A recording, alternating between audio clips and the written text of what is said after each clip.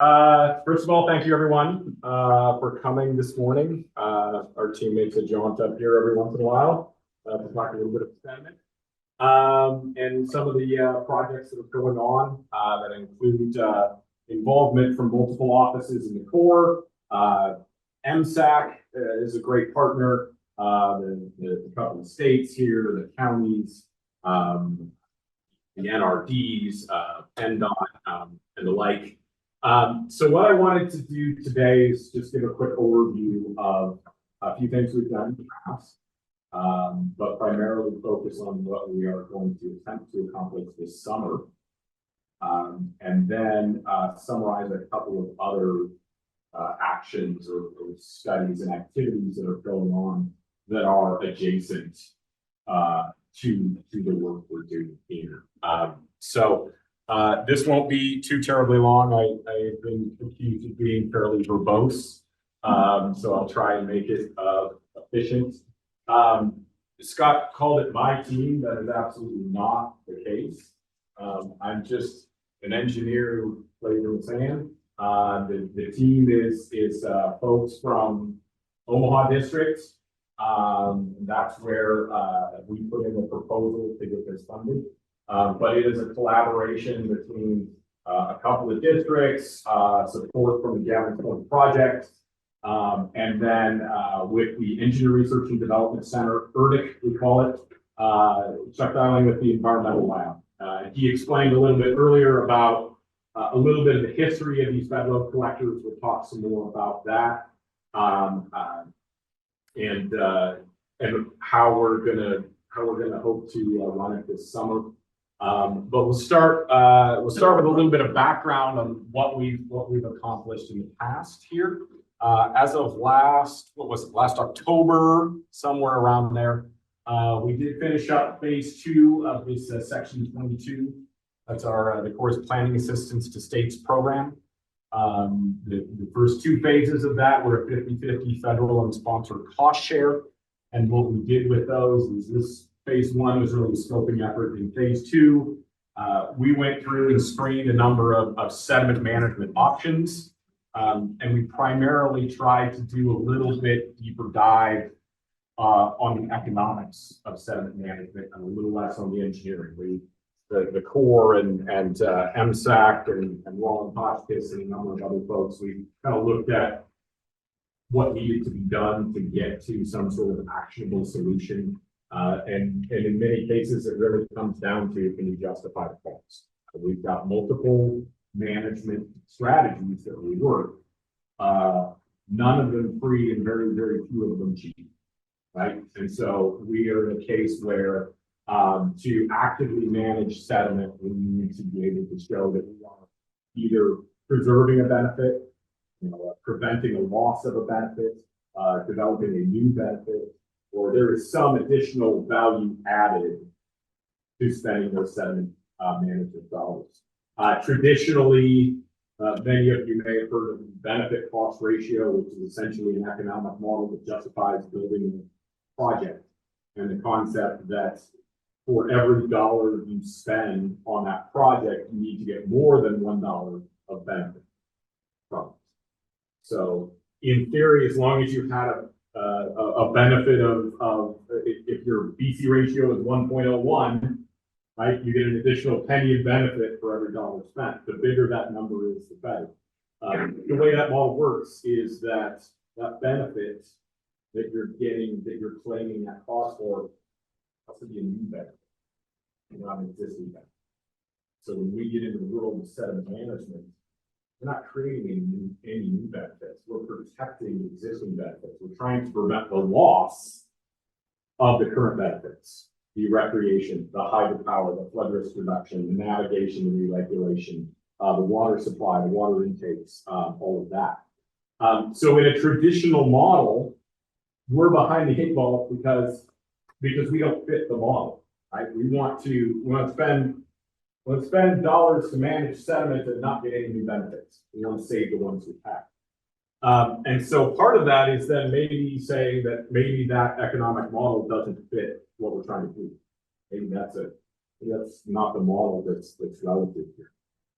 So in Word of 2020, well, going back in Word of 2016, we had an authorization for studies looking at sediment management plans on the upper Missouri River. That was kind of the nexus here.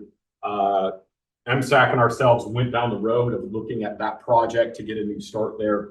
That didn't work out because of some internal issues in the way that was constructed. But essentially, we took that idea of sediment management plans and we put it in.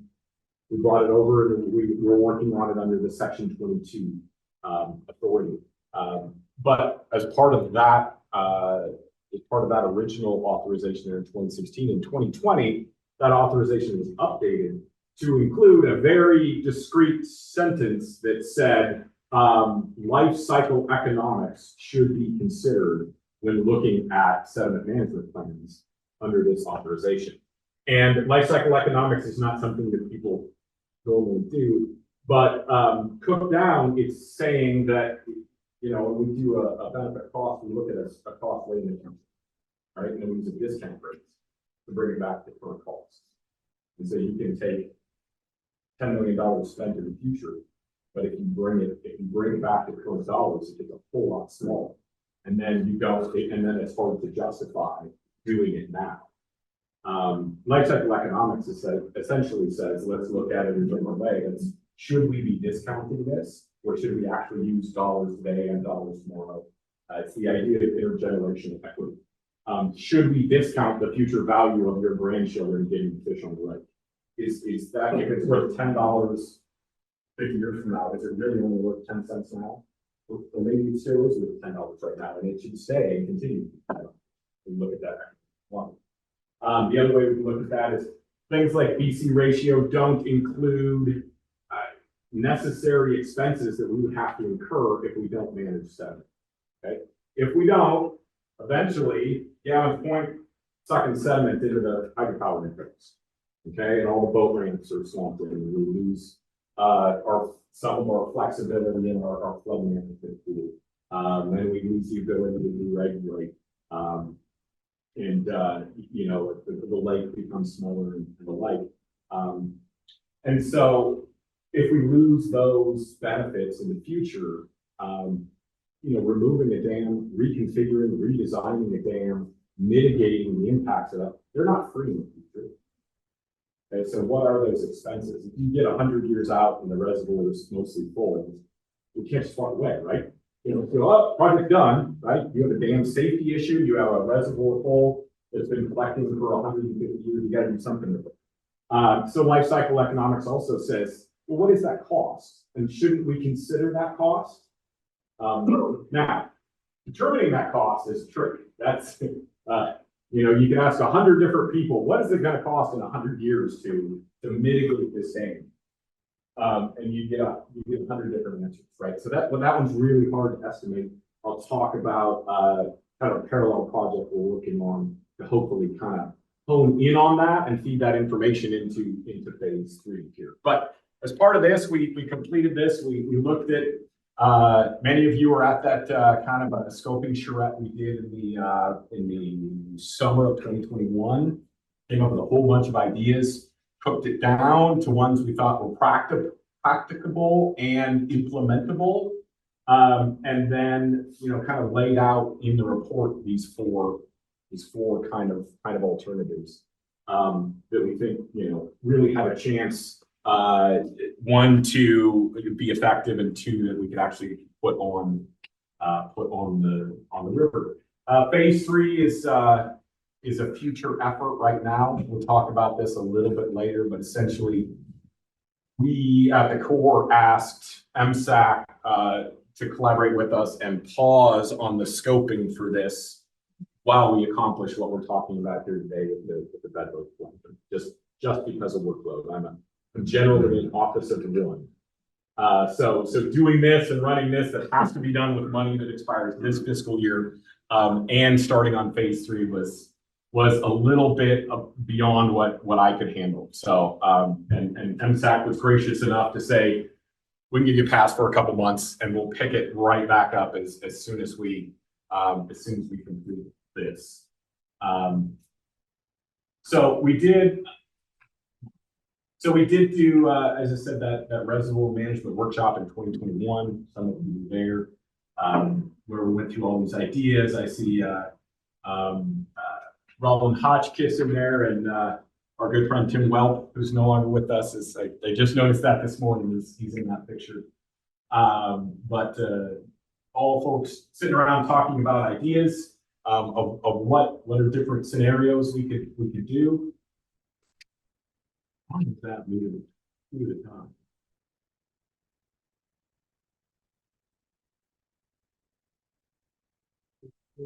There you go. All right. That was not me. That one? Okay. So one of those, there were 4 outcomes really in that we moved forward in the phase 2 report. Niobrara watershed contribution family makes an improvement standard below there. The second one, you know, if we look at the federal black Missouri is a dredging type of scenario there. You know, and then for some sort of management alternative that may useful use the sediment within the or flushing is not generally popular. I can understand why, but it is a valid engineering solution to the problem, and it does usually produce pretty good results. So we did carry that forward because we feel it's necessary to put put in front of everybody what a flush is going to do. And then in the end, if that's not what we do, that's not what we do, but we need to consider that. So on the watershed treatment, there's some other resources. We got 3D, it's another arm of Burdick where Chuck works, and look at the different areas of the Niobrara that are supplying a lot of sediment. As many of you remember, well over half of the sediment from Missouri is coming out of Niobrara. And so the takeaway from the last one was, there may be opportunities. That was a very a review that looked at a few select areas. We want to expand that and cover the whole river. We don't know at this time whether active management would cut it down by 5% or 50%, but it is a piece of the equation. Some of you met Chris Herring, who's our earning specialist that supported us on this analysis, and I think we'll put in for a fully federally funded project to do this analysis next year under the same project that funded this federal report.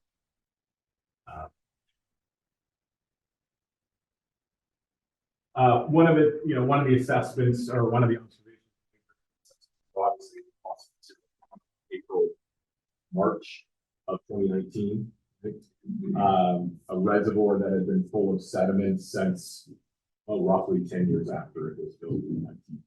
Right? If you were listing places to build a dam, might not have been the best one, but here we are, and that's what it was.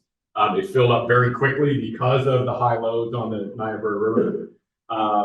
Lawson Gates in the 1950s, the roller spillway was replaced with a gated structure in the 1950s. And then on and off had been flushed, and over the last 40 years have been actively flushed twice. So when that failed in March of 2019, you got all of this material that was deposited behind it started coming down the river. So essentially, this blue line was 2011, and this red line was the year after the dam failure. And so if you look at these, are each roughly a mile here, and 5 miles up from the dam, the bed degraded 10 or 12 feet. And there's a lot of sediment that came out of there. So that's an acute impact, right? But it's delivery, and probably it's 2024 now. We've probably seen the vast majority of the delivery that you would see from the Spencer Dam failure. But that is a near-term additional load on the system that we need to account for. Okay. The next one was the bed load collector. We talked about that. We showed some case studies of what had been done with the collectors in the past. And cited a couple of examples, and then brought it forward and said we would look at it more in phase 3. Well, what was it, back last summer? Well, the fall before, MSAC put together an EPA grant request. Last spring. So we worked, we collaborated, we put some wording in there to help MSAC submit that, to see if we could get, see if they could get some EPA funding for using. That was unfortunately unsuccessful. However, it essentially sparked in our mind down at our office that to go looking for a way to do the same thing. Could we find a resource that would help us essentially take everything we laid out in that EPA grant request, and find a different way to fund it. And so, you know, that's what this is here. And so the EPA grant writing about this time last year was kind of the nexus for this. And then we took all of that information and put it into a proposal. Let me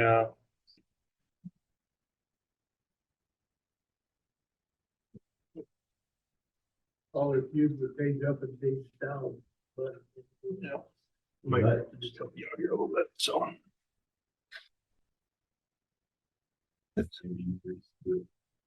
Yep, right there. Yep. Yeah, so one pattern. And so, you know, looking at that, we'll talk more in detail. One of the other things we identified in that phase 2 is moving sand is one thing. We know how to physically pick up a bucket of sand, you can go buy that sand and all that. But what do you do with it? You all in this room are very aware of the volumes of sediment we're talking about. You know, we're talking a football field 1/2 mile high every year. You want to walk number.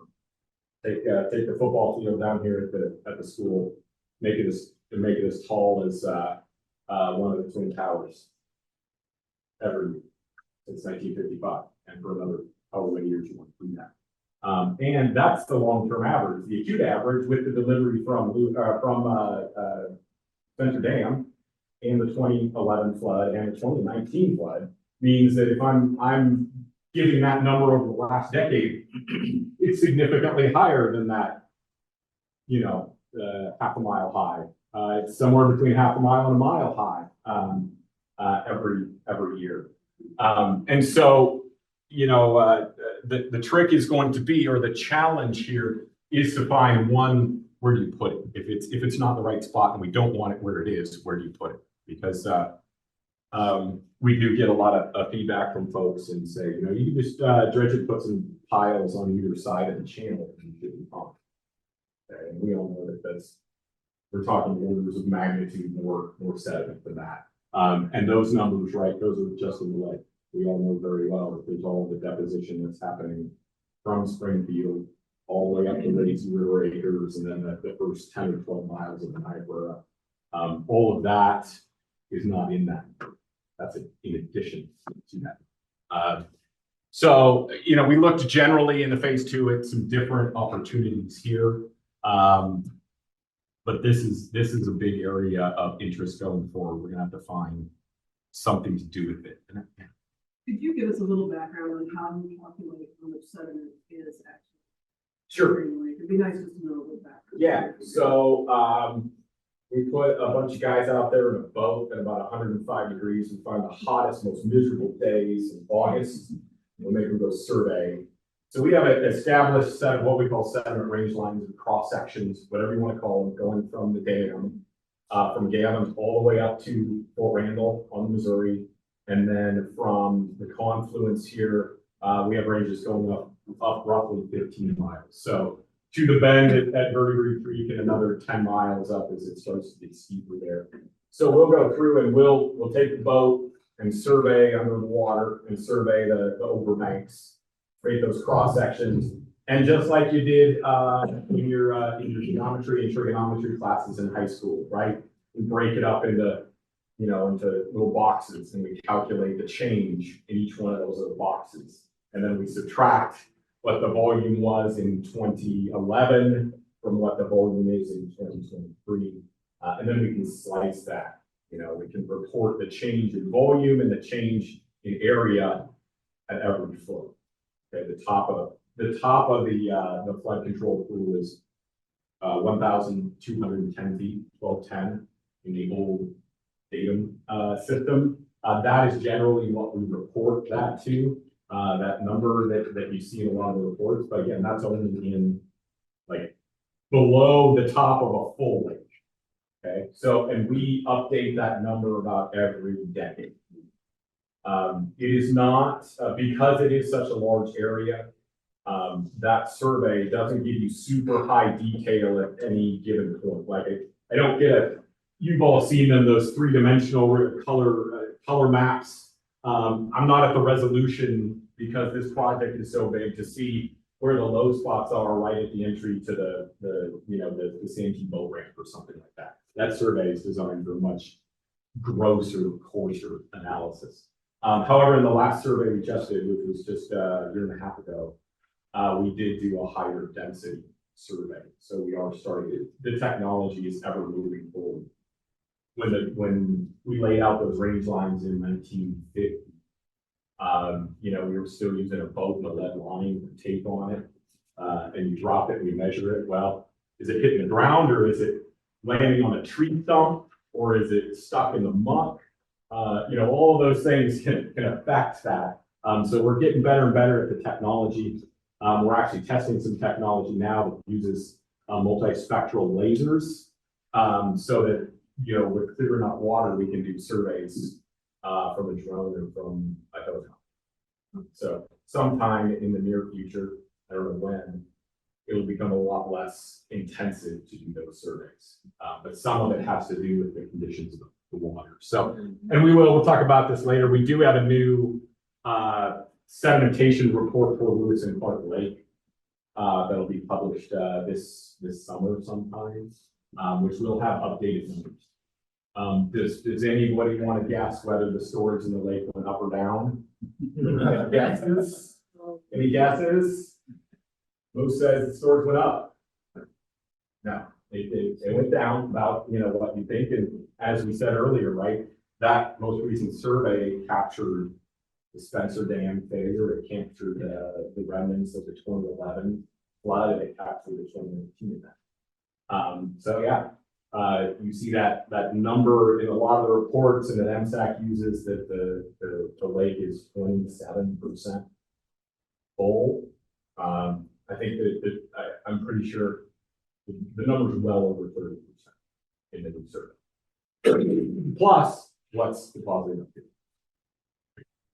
So when you take all of that, this is something we really need to dig deeper on. What are you going to do with all that sediment? Are you going to move it somewhere else in the system? Are you going to take it completely out of the system? And if you're going to take it out of the system, what are you going to do? So next slide, Scott. So let's talk about the actual bedload collector project that we want to put on the Niobrara this summer. Next slide. So what we did is we took that EPA proposal there, and we have a program in the Corps of Engineers called the Regional Sediment Management Program.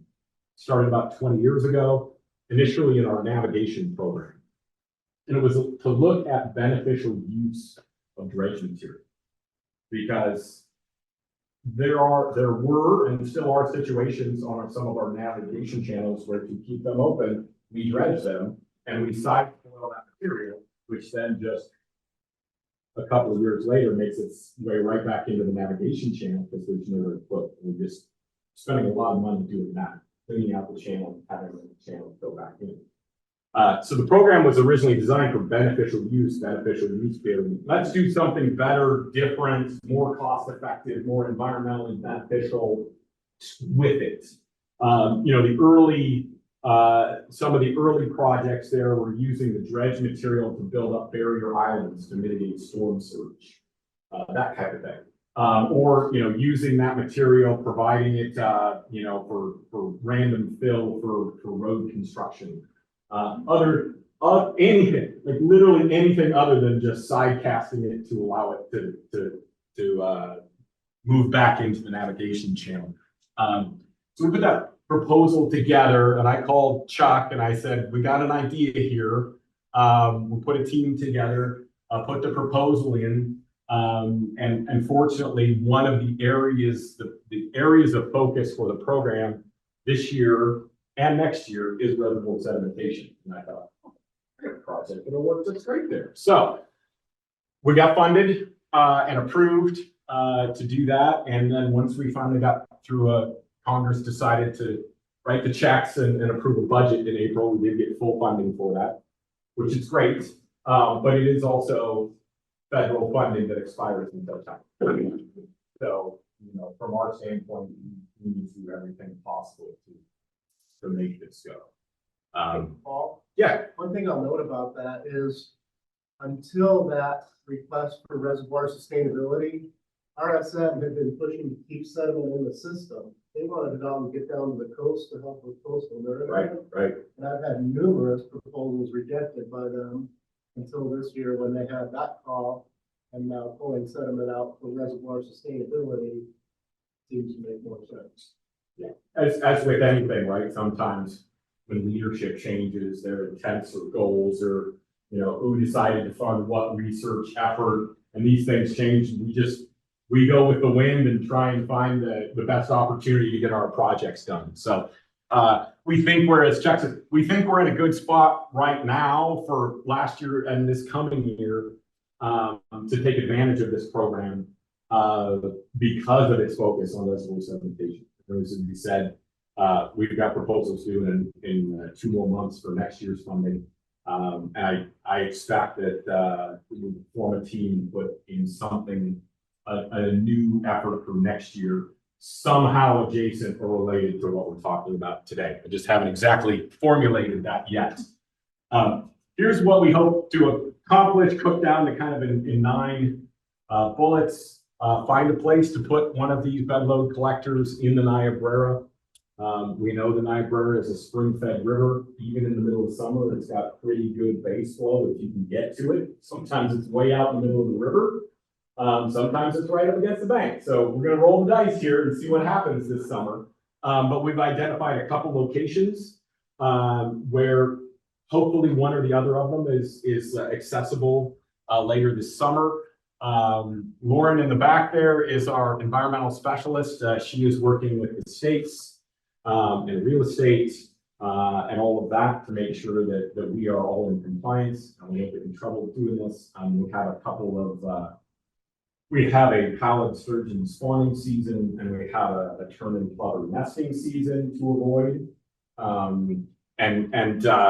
You know, so when we talk schedule, you'll see that we're later in the summer because we want to mitigate that risk. We don't want to be, you know, we could go in the nesting season. As long as there's no birds nesting, we're fine. But if there is one, we're just shut down right then. And so we don't want to take that risk. So we're working at the very, very, very end of that nesting season for our proposed dates. So we're avoiding those seasons. Determining local in-kind resources is simply, I don't have a skid loader and an excavator down at my office doing this project. We have the people, Chuck Shop has got the equipment, the pumps and the collectors and the bins and the bags and all that kind of stuff. And we don't have to pay for any of that. We get to essentially rent it for free from Chuck's office. All I have to do is pay for Chuck's team's time and a little bit of money to truck the setup down here from St. Paul. Okay, so just to be clear, this Omaha District does not do this without other resources from the Corps that we're leveraging. And so those in-kind resources are what are we going to do about, you know, we need an excavator to pick up the equipment off of the flatbed and put it in the river. And then we need a generator to run these large 3-phase pumps. Yeah, same. Question about the environment. Yeah. We did possibly a project. That's not, is there a way to address those concerns? Operate all in one? That's a solid maybe. So one thing I haven't, I talked about, I'm not sure I have a bullet, but we can talk about it now. So, many of you know Nathan Chapin with the U.S. Geological Survey. He's out of the Nebraska Water Science Center. He's been up here and presented a couple times at previous meetings and the work USGS is doing. We reached out to him and said, can we find a way to get USGS up here to monitor during our pilot to determine what those water quality, sediment, turbidity impacts are of the sediment? Okay, we know when we cruise out there and we plunk this thing in the river, right, we're gonna get a cloud of sediment. We're gonna get a turbid plume temporarily. And we know the same thing's gonna happen when we reach out there and we plunk it back out and when we're moving around and hooking it all up. But the hope is, and so actually the week after next, Nathan and I are presenting to one of the USGS funding agencies or funding tools to get him money to instrument both up and down real time for the whole week. So we can look at like what is incoming sediment concentration, what is it right below, use some turbidity meters and some side lookers. Is this piece of equipment while sitting in the river creating a plume that might impact, you know, or negatively impact spawning or something? I can't make any promises, but the hope there is with that assessment that says once you get it set up and once it's in and it's passively be a Roomba on the bottom of the river, that there really aren't significant impacts. And then we can make the case that this can be a more permanent install, right? That's the one. Setting it up for a week is one thing, but to make these things useful because they collect a little bit of sediment. You put a bunch of them out there, you make them passive setups, you find outlets for the sediment. You know, you set one up so that Knox County can use all the sand on their, in the winter on the roads. Like it's not a huge plant, it's a small plant, you distribute them, make the material available. But one of the things we do have to show, if here and anywhere else that you with environmental concerns is that you are not an environmental concern while you're collecting sediment. So yes, we have a plan to do a bunch of instrumentation, and then we will co-author, Chuck and I and Nathan, will co-author a report that hopefully makes that case. Because we're, in addition to worrying about the Niobrara, there's a lot of interest, just like there's a lot of interest in this room, there's a lot of interest in our organization about scaling these up on small watersheds that have similar type of things, so.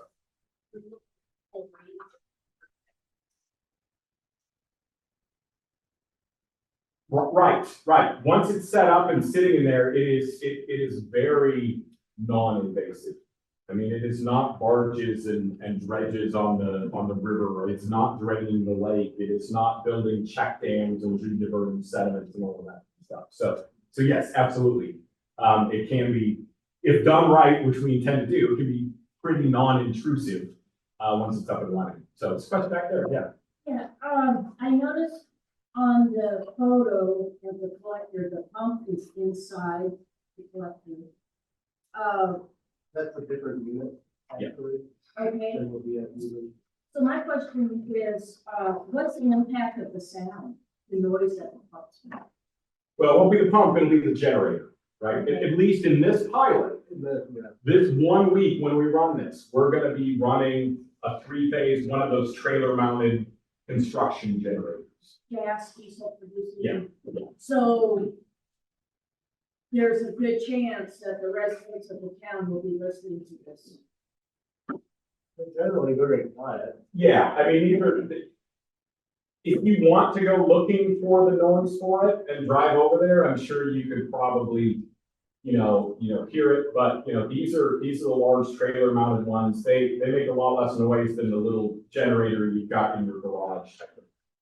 And we've talked about, are there a mitigation way, depending on where we set up, can we build some baffle boards that, for the 4 or 5 days it's running?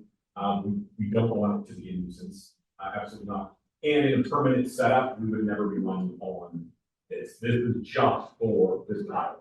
Like if we were to put a bunch of these in here, you'd run hard power to them somehow, if you were going to do permanent install. And with hard power, they're essentially sunk. Thank you. Yep, absolutely. Collect sediment. So all goes well, we make a pile of sediment. Okay, overall in the pilot, the amount of sediment we collect relative to incoming sediment is really small. That's the point. We are looking, Chuck and I are looking for the performance of the system on a river like the Niobrara, which has a constant and chronic delivery of sand. To be able to scale it up. In the past, when we worked with Tim Weld, you know, at the time, they had a 2 foot and 4 foot. That's pretty hard to, you know, take a 2 foot collector and say, well, if I make it 20 feet wide, does it collect 10 times as much sediment? You know, we know that's not a linear relationship there. So now that we have these bigger collectors to do pilots with, it makes more sense to test one under these varying conditions and see what it can do and make some estimates about if you put bigger units in or more units in and that kind of thing. What is the common largest? Is it 50 foot or 30? So 30 because 50's, you know, that's right at the limit of a flatbed with all of that. It's just not very transportable. But it's kind of like Legos. You know, you can stack a couple of them side by side. You could put, you had a 60 foot wide channel. You could put a pair of 30s and collect them on either side. So there is that advantage there that it's, you know, it's scalable and the like. So the intent here is to, you know, during this week, set up the system and then collect sediment. You see the pictures there. There's some of those big cone tanks. We'll run through those a little bit. That's really to measure production rate.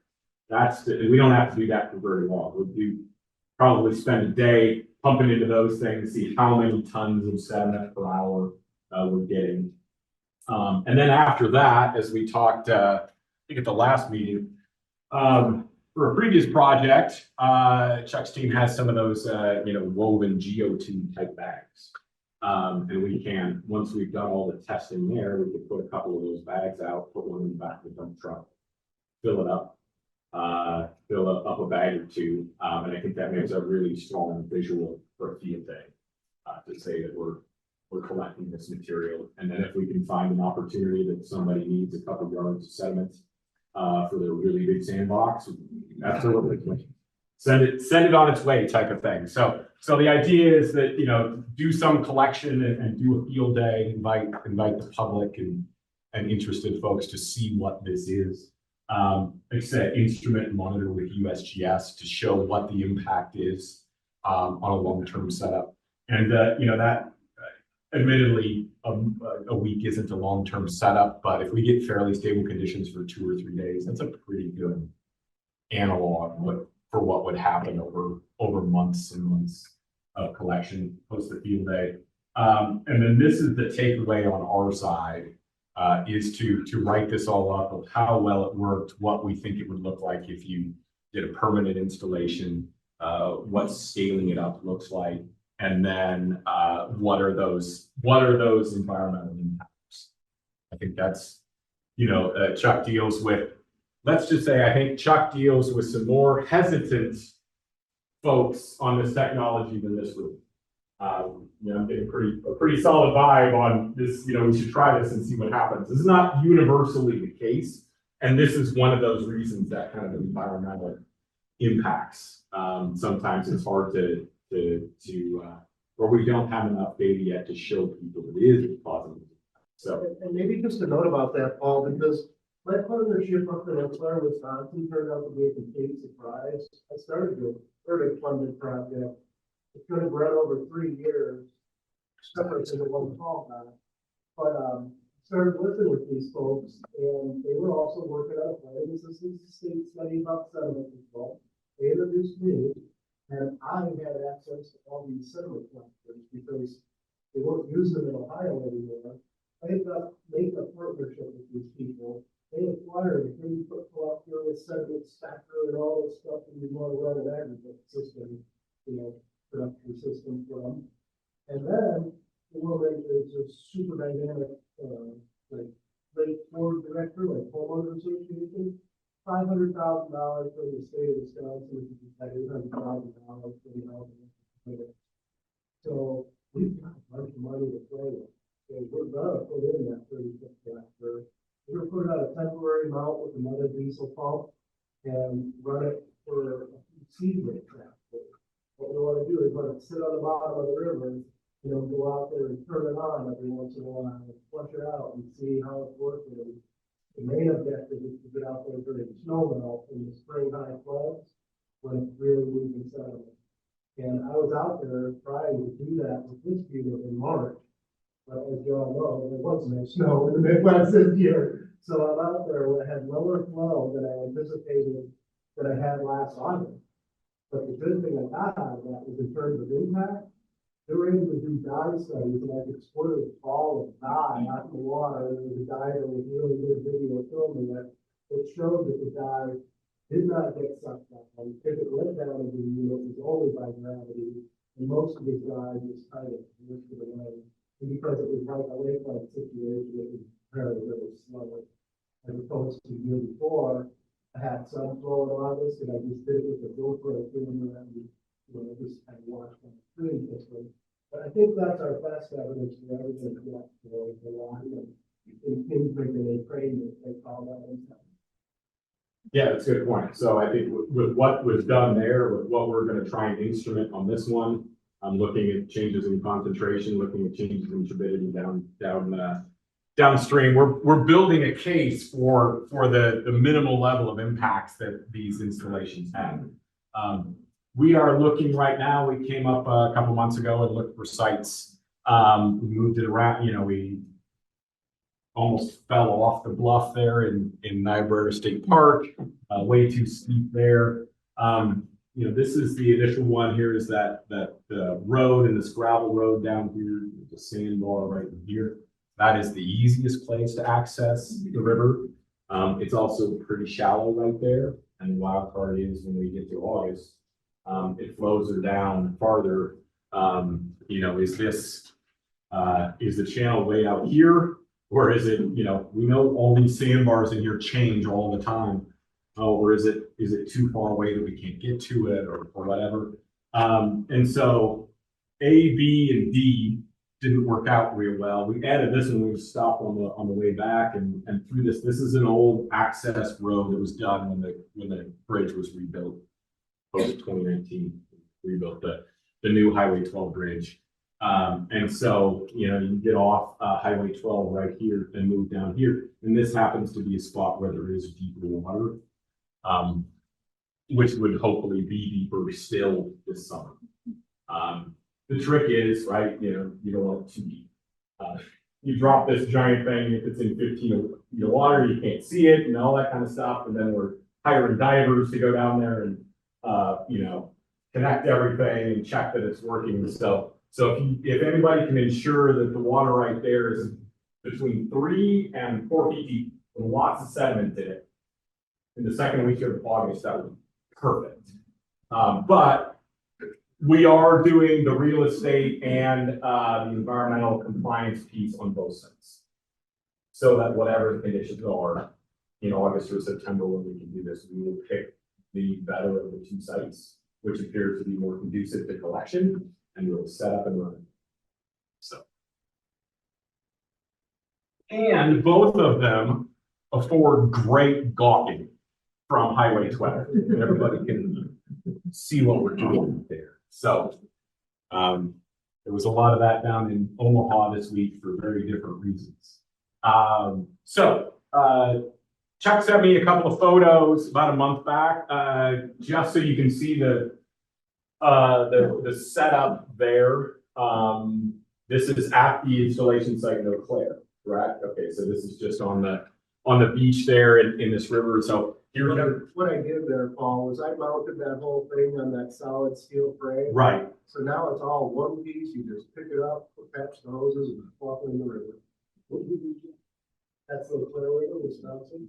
Yeah. So that one was in the city park. You got access There's there. a boat landing above the lake. A little boat landing in the town of Eau Claire, Wisconsin. This was back in, Just like working over here. just like, it was in March, right? Yeah. That's March. I was expecting snow melt. Yeah, the problem is that Chuck didn't get the snow melt he was looking for here. So the collection here was, we are we are cautiously optimistic with the spring-fed base flow that we have on the Niobrara. If we can get into the channel, even throughout the summer, we should get some sand out of it. The installation went as well as could possibly expected. We had media, we had senators' aides, we had congressional aides, we had county representatives. I mean, that all Next slide. in terms of the field, can go really well. It's got all the conditions you need. So, you know, just here's the hoses that connect those pumps to either into the GO2. These are those cone separators that we'll use to kind of measure the rate at which it's collecting sediments. This does bring up one note. I don't think I have a slide, but you know, one of the resources we have to guard these resources probably. You had a theft problem. So the last setup overnight. Stole the cables from my electric pumps with crack. Yeah, so if the power cables to the pumps for their copper were stolen overnight. So I think one of the resources we're gonna, you know, talk about here is there, you know, I don't know if there's Knox County Sheriff off duty that, you know, that's looking to make a few bucks and sit in their truck overnight just to keep an eye on anything. You got a couple of summer hires that you can sacrifice. But I think it would be in our best interest to keep an eye on the equipment, especially because we're going to be right at the road on either side, right? You're going to see it driving by all day and all night. So next slide, please. So that's the connect, and then you know, kind of setting it up. Here's the excavator with a harness taking that entire I-beam frame that we showed in the first picture and setting it down in the river. And then you're asking about the, you know, here's the generator on a little trailer. So we'll have something similar to that running.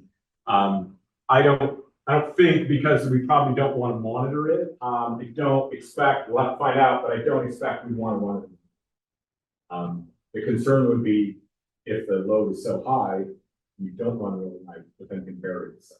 Yeah, we'll see what the owners of the pump. So we will, in the first day or two, figure out how it's going to go. If we're having good collection during the workday and it's not burying itself, we would certainly do everything we can to kind of shut it down at night, to reduce that noise footprint. Here's another note, as I look at the sediment collection tanks, what really surprised me on this river was we collected sand like we expected in the first tank, but the second tank was collecting clay. And I was real surprised. The third tank was clear, it just had some plant fragments and maybe a few shells.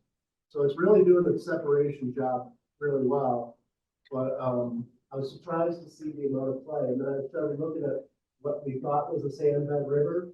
And no, it's got boulders this big down the gravel that small, clay and different basketballs down the kind of silk, and how different hardnesses and the colors. It was fascinating.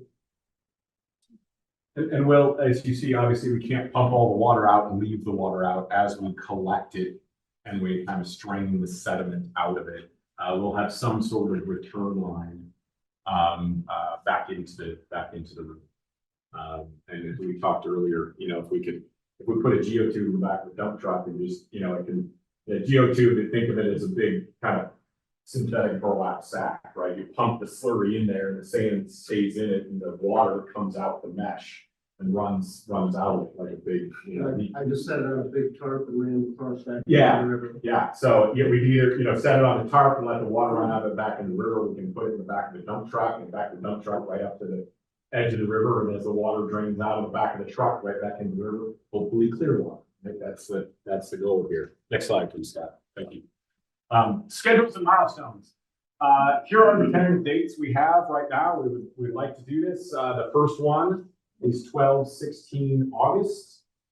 That is June, July, August, just over. That's 13, 14 weeks away. The backup plan is September 9 through 13. The nesting season which we could be shut down if there are nests observed for the shorebirds. Is it the plover specifically, or is it both the tern and the plover? So specifically the piping plover.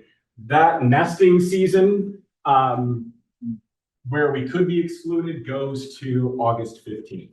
So we are rolling the dice a little bit, but that is the very, very, very, very, very end of that nesting season. It goes a couple of weeks. So what will have to happen there is probably once we get concurrence from the states on the environmental side, Lauren will probably have to come up that first day on the 12th, and we will do that visual survey and look for nesting sites. If there would happen to be one, we cannot continue. And then you would have to survey every day until either the nest went away or we got to August 15th. Okay. So there is a little bit of risk there. However, in a 2-month nesting season, at the very, very beginning of it, the very, very end of it, there are very, very few nests. We would not expect to see any new nests pop up that week. They would probably already be existing. Generally, the way these windows are developed is you look at kind of what's the date range for 99% of the nests, and you add a couple weeks ahead of it and a couple weeks behind it in the calendar just to be safe. But based on our schedules and the like, we think it's a reasonable risk to take. We think there's an extremely small chance that we would be shut down. But it is, I just want to be clear that that is a risk.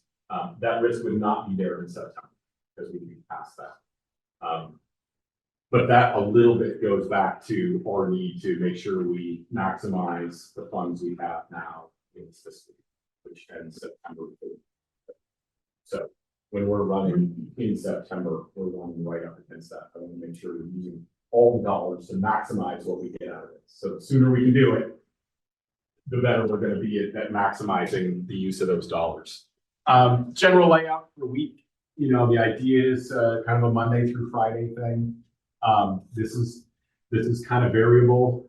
If everything goes well, you're up and running in an afternoon. If it doesn't go well, you're up and running the next day or something like that. We'll do everything we can to make sure mitigate any of those unknowns as we try and install it, but just like everything, you're never 100% sure that it's going to go flawless. How far do we have to go to? Define hardware store, Yankton. Kendall's got a hardware store. Bolts and screws and. Yeah, probably. There's a local for weeks, and then a little bigger stuff is 20 miles. Yeah, so we'll hope we don't need to go any farther than that, but yeah. So and then set testing and collection, and then ideally a field day on a Friday morning once it's been running for a couple of days. Sandy? Yeah. With the Wisconsin project, how was the success of Wisconsin? I'd say the first trip, we collected some sediment. That's how I got to the sand clay separation. It had a little bit of flow, but I didn't have the equipment that I needed. That was a big learning curve for how to use the equipment. When I went back in March, the equipment worked great. I had the crew, I had the resources, but without the river flowing, there was just absolutely no sediment moving. So I've done what I call mass balance testing, where I'll put in a bag of sand, I know how much is there, and then I'll collect it on the other end. So I know I can pass the sand through it. We filled it with the excavator and watched it flush a couple of times. This unit is not designed very well for that action as opposed to the bigger ones, but we got it to do that. So, and like I said, we got really good video last time we haven't discounted that fault. The Minnesota guys have volunteered to come. I don't know what they're doing on this. Yeah, we'll leverage every resource we can to get as much information as we can. So this is flexible, but you kind of get the idea what we're trying to accomplish here. It gets the folks out there on a Friday morning to see the setup running and see some big piles of sand. We know that the volume isn't the big driver here. The intent and what we learn from the setup is. I got some milestones coming up here. like you said, I've got a presentation in a couple of weeks to hopefully secure the funding to get USGS out here to instrument and monitor the collection. This month, I know MSAC and our folks in the project need to sit down. We've got kind of a list of resources that we need. You know, we need that trailer mounted generator, we need that excavator at a minimum to get this up and running. You know, a dump truck or two and a skid loader to clean up afterwards. You know, even better, we want to make sure that we don't make a mess of the site where the site is there. Kind of, within reason, make it look like we weren't there after we're done. We are still working through with the states and our real estate folks, the paperwork and compliance on environmental real estate. The good news on both of those is very positive feedback. On the real estate side, that's like C, which is upstream river, Nebraska Game Parks. The downstream on the other side of the river, which is essentially an island, is toward managed by Nebraska Game. So, and Nebraska Game Parks has been very much on board with it because to see how this works. Even Shuckman on the phone is excited about it. It's like, well, that's something. Now we're going somewhere. And so, you know, we're going to kind of hard set those dates and set the outreach plan with MSAC and how we're going to share the news about this in the next 2 months here. Next slide. And for all of you, did this get, yes, perfect. So this got handed out today. I used this, this got briefed up to our 3-star general and he was really impressed with it. So good on MSAC for putting this together. Division wall? No, Spellman at headquarters. So yeah, I do dumb stuff and I raise awareness that I shouldn't.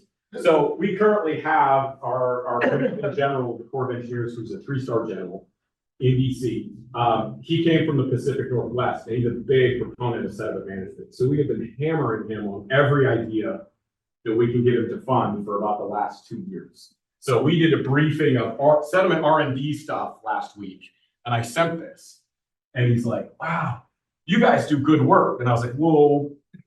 We don't do good work, but this is so we let know he was pretty impressed with this and excited by it, but it reminds us of how useful this stuff is for MSAC and for agencies like MSAC. The outreach that these kind of glossies produce, really valuable, really valuable. Next slide. So before I go on, I would talk about a couple of other studies that are going on and some other, other knowledge gaps we're trying to address in this area. Are there any questions specifically on the bed load collector that we're going to install this summer? Tim. Yeah, Paul, with this taking place inside the Wreck River, I'm wondering if you've got a chance to talk to the Park Service yet and what their comments have been. We have talked to Park Service, we have talked to Fish and Wildlife Service. Lauren, you talked to the superintendent over at Park Service there. Initiated communication with Park Service and Park Service, and they're reviewing it right now. Haven't at this point, but we talked in person and any concerns. Yeah, we generally explained it before we submitted the paperwork, and I didn't get any looks of shock and horror at the time. So yes, we still need to make sure that all of the every agency is consulted and that we've got all the clearances, but that is in process. Anything else on the collector itself? What are the chances that we could have a place to take a big load of it that day, somebody that wants it, to get that going? Like somebody in Springfield's got? Like your backyard?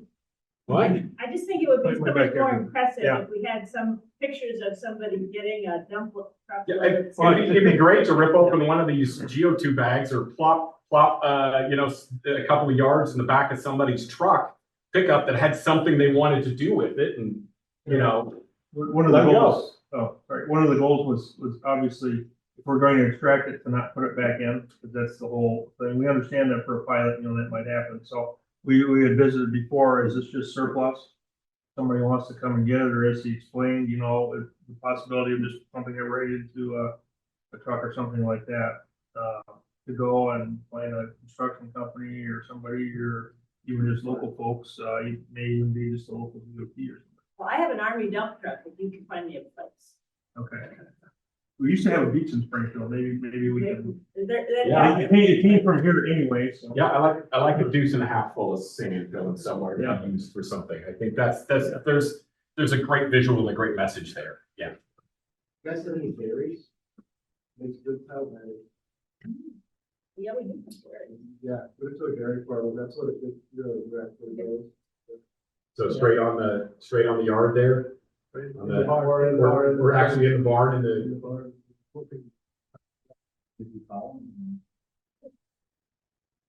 yeah, we're all takers on that. If any ideas you've got, route them through Scott and Sandy, because we're gonna be talking about this for the next month. And we'd like to have something planned for it, right? So that week, because as we talked, it's not a lot of sand, but and it is a pilot, but why put 10 yards back to the impact? Right? 10 yards is 10 yards out of millions, but it's not zero.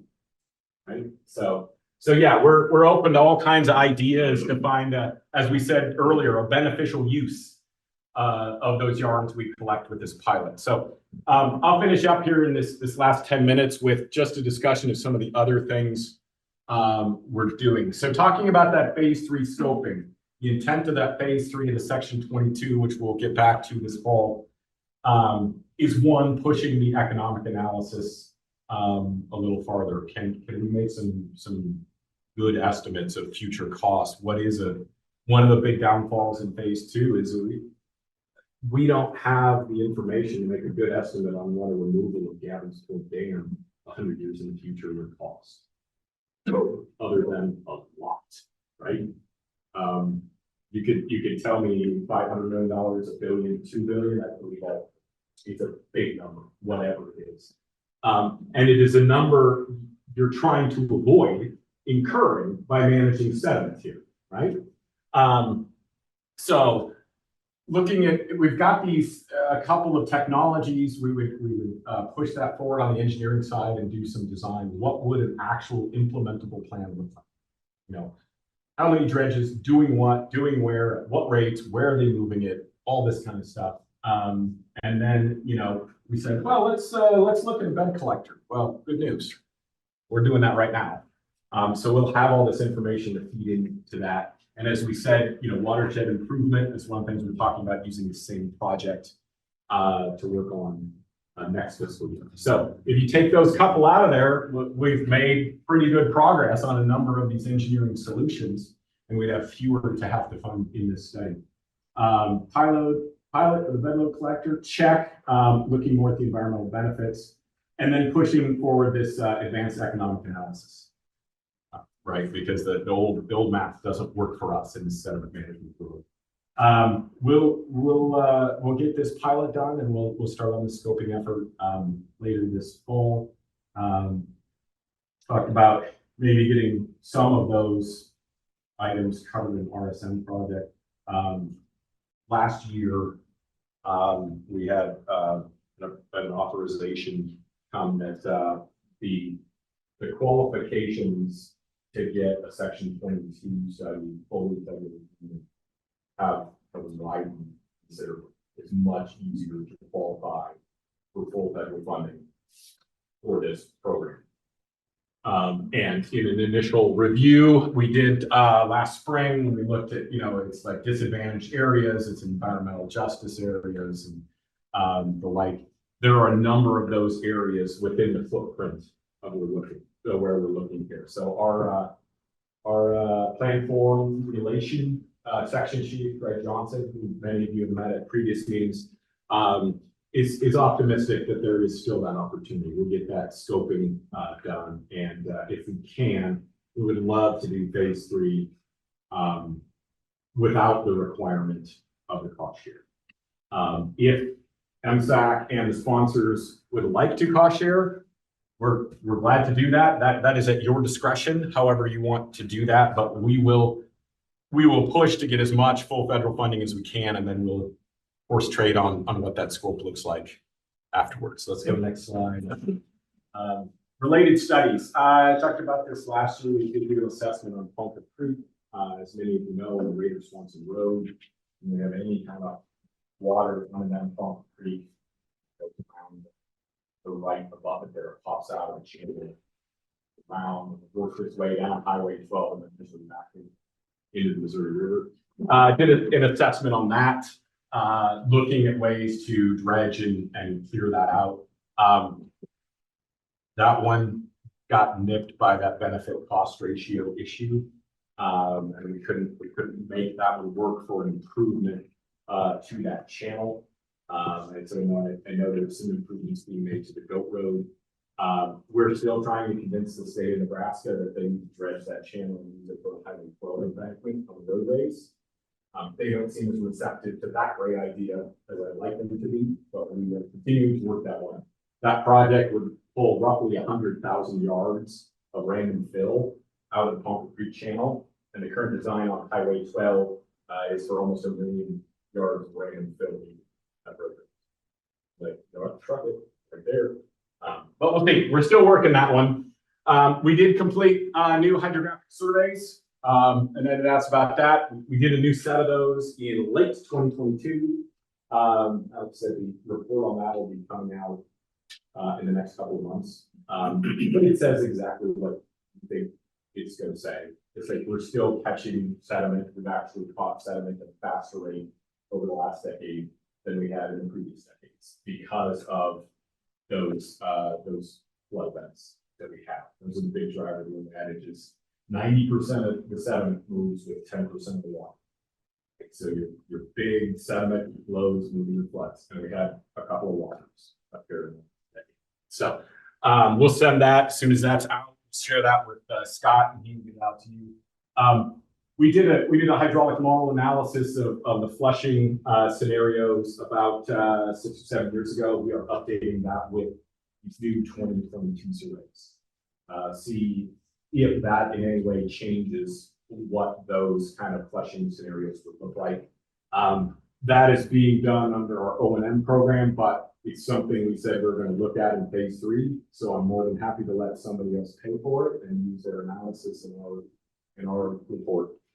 Flow and stage frequency. So we do, you hear the term, the 100-year flood, the 50-year flood, the 5-year.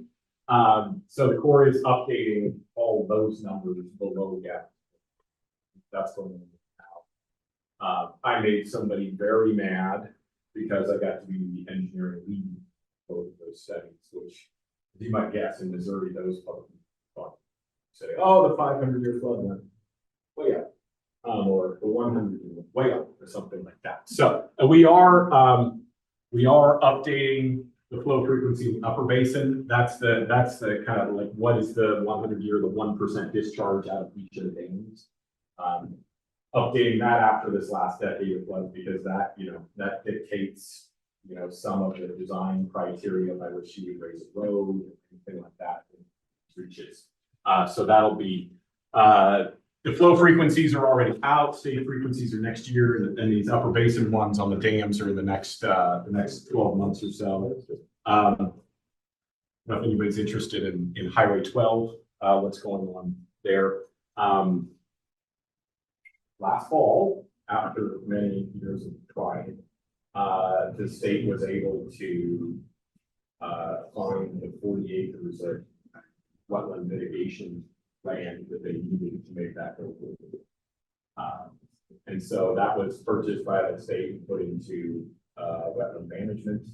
So that clears the way to finish the EIS, the record of decision, get that finalized, and then go back to the court with a updated cost estimate to get a check written from the Department of Justice of the state of Nebraska to go.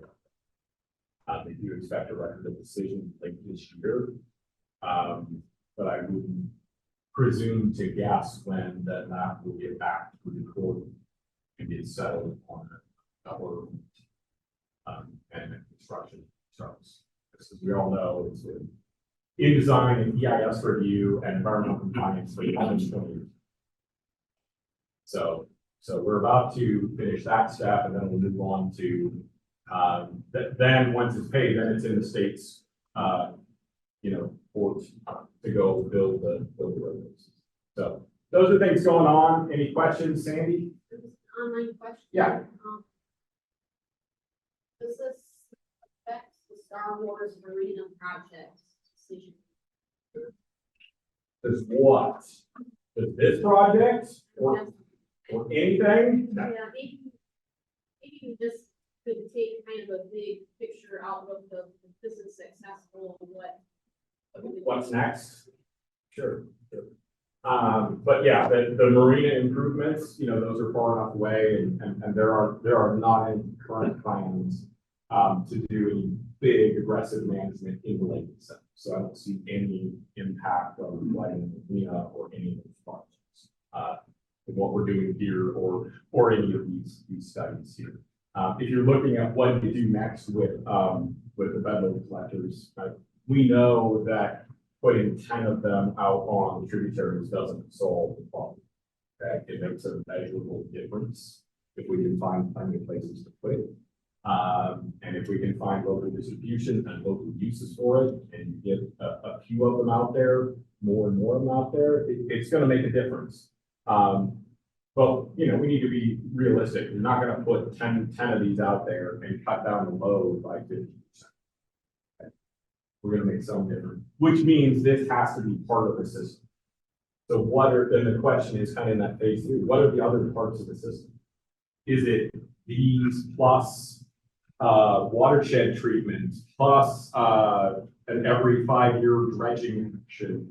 Or is it a diversion, or all those other methods you could do? This process, this collector is really good at creating a very local benefit. And if you do a whole bunch of them, you can call it a regional benefit. But it's still one piece of a much larger equation. So you see it as potentially helping to lessen the impact of the aggradation of the Niobrara River itself. Like we could be doing stuff out on the river.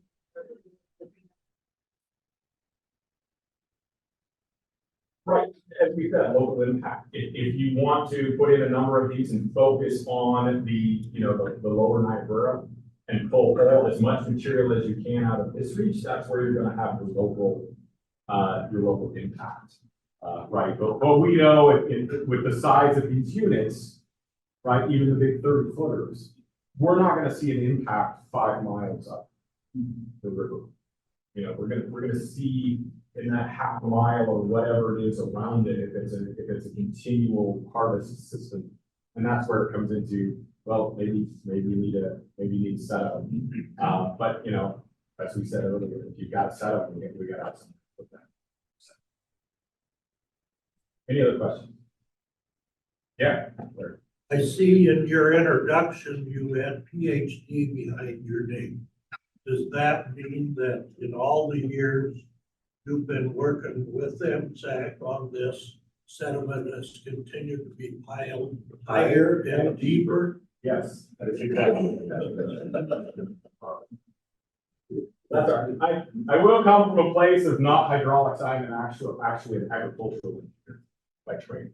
So how I ended up here, no, some sort of bad life choice there, but I did most of my work in anhydrous ammonia application and distribution and now I'm here. So, got a PT. Well, even though sediment's been piled higher and deeper, we appreciate working with you. No, we're excited that this is progress, right? It took a while, and we're only getting this money because of what's been around with this in the last decade. Like, if I couldn't in this proposal show all the things that have been done by the districts and by MSAC and all of this, then it looks like a fly-by-night boondoggle. But when you show everything that's been built over the last decade, then it makes sense. Then we get money. So, okay, that is all I had. Scott has the slides, share them with everybody. He's got my contact information. I cannot hide. So.